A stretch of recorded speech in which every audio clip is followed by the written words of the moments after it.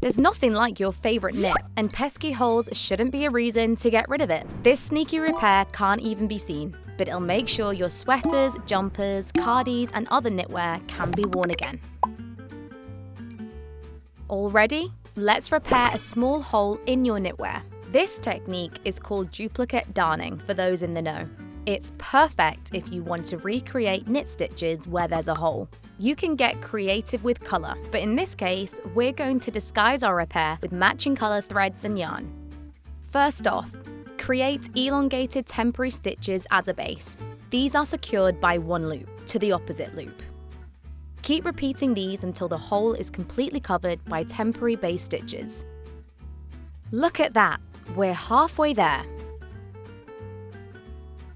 Thread a needle with your matching yarn, and starting in the bottom corner, follow the existing weave. Go over 2 of the existing stitches to begin with. These will act as your base, plus they'll allow you to practice the V pattern before getting our new stitches in. Come up through the bottom of the V around the 2 strands, and back down through the next 2 strands. As you go across the row, new stitches will be forming, which you can use for the next row above.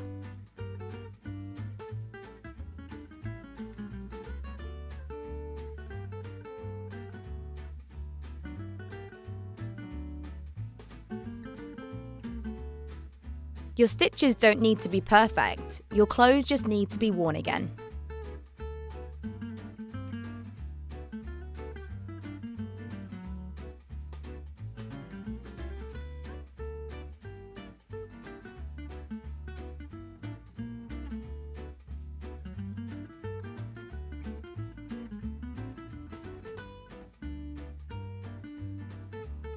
When you get to the end of your row, simply go over an existing stitch like you did at the start. This will anchor your next row. You might need 1 row, 2, 3, or more. Just carry on this pattern until your hole is invisible. Finish securely by weaving through the ends. Push the needle through to the back of the knitwear and not close to the weave.